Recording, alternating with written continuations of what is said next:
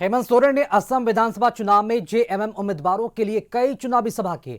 कल्पना सोरेन भी लगातार प्रचार करती रही, लेकिन सियासत तब तेज हो गई जब पहले कल्पना सोरेन और फिर हेमंत सोरेन के हेलीकॉप्टर को उड़ान की अनुमति नहीं मिली। विधानसभा चुनाव के लिए चुनाव प्रचार खत्म हो गया है। यहां 9 अप्रैल को वोटिंग है। मुकाबला बीजेपी और कांग्रेस के बीच है, लेकिन जेएमएम ने भी अपने उम्मीदवार उतारे हैं। पार्टी ने 21 सीटों पर उम्मीदवार उतारा। हेमंत सोरेन और कल्पना सोरेन लगातार चुनाव प्रचार भी कर रहे हैं, लेकिन 8 अप्रैल को 2 विधानसभा क्षेत्रों में हेमंत सोरेन को जनसभा में जाने का मौका नहीं मिला। प्रशासन ने उनके हेलीकॉप्टर को उड़ने की इजाजत नहीं दी। इससे पहले रविवार को कल्पना सोरेन के हेलीकॉप्टर को भी उड़ान भरने की अनुमति नहीं दी गई थी। बाद में हेमंत सोरेन ने फोन पर ही लोगों को संबोधित किया। देखिए, अभी हम लोग रंगो नदी विधानसभा क्षेत्र के चुनाव प्रचार प्रसार में नहीं पहुंच पाए। वो इसलिए नहीं पहुंच पाए कि आज प्रधानमंत्री जी का कार्यक्रम हो जाने की वजह से हम सभी लोगों का हेलीकॉप्टर को उड़ने नहीं दिया गया और हम लोग को जहां है वहीं पर रहने के लिए आदेश दे दिया गया है। और बड़ा ही विचित्र है, आज हमारे प्रचार को इन लोगों ने बड़ा सुनियोजित तरीके से ठप करने का ये प्रयास किया। प्रधानमंत्री अपने कुर्सी और अपने ताकत के बल पर सभी राजनीतिक दलों को इसी तरीके से चुनाव के अंतिम चरण पे जब सभी लोग बहुत रफ्तार के साथ प्रचार प्रसार कर रहे होते हैं, इनका प्रचार प्रसार कैसे कम हो, ये अपने शस्त्र का उपयोग करते हैं। आज आपके बीच में हम नहीं आ पाए, लेकिन हमारे जोश में कोई कमजोरी ना हो और किसी भी तरीके का हमें डराने का जो प्रयास हो, उस डर को हमें बाहर निकालना है, क्योंकि ये लोग इन प्रकार चुनाव जीतने का हमेशा से प्रयास किया है। हेमंत सोरेन और कल्पना सोरेन असम में ताबड़तोड़ चुनावी सभा कर रहे हैं। दरअसल असम के चाय बागानों में बड़ी संख्या में झारखंड मूल के आदिवासी हैं। हेमंत सोरेन का फोकस इसी वोट बैंक पर है।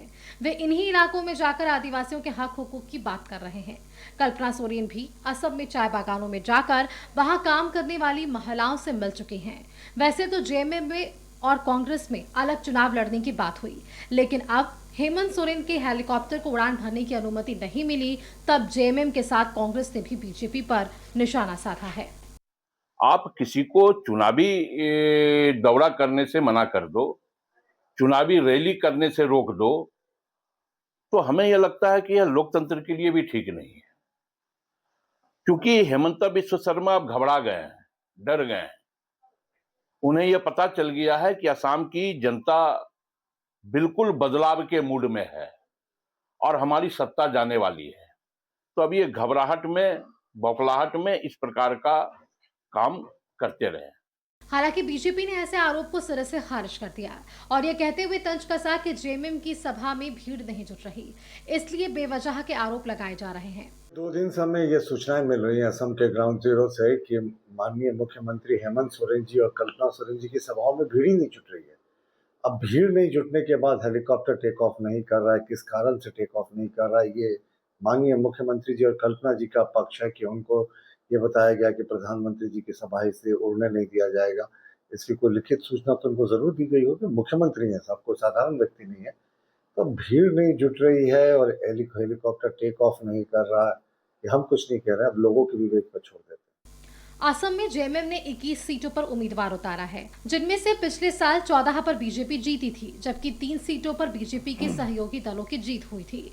1 सीट पर कांग्रेस का उम्मीदवार जीता था और इसके अलावा 3 और सीटों पर जेएमएम ने उम्मीदवार उतारा था। असम की राजनीति पारंपरिक रूप से क्षेत्रीय और राष्ट्रीय दलों के बीच केंद्रित रही है। ऐसे में यहां जगह बनाना जेएमएम के लिए चुनौती माना जा रहा, लेकिन पार्टी के विस्तार के लिए जेएमएम बड़ा दांव खेल रहा है। ब्यूरो रिपोर्ट, कशिश न्यूज। और यहाँ वक्त हो गया एक छोटे से ब्रेक का, लौटेंगे जल्द।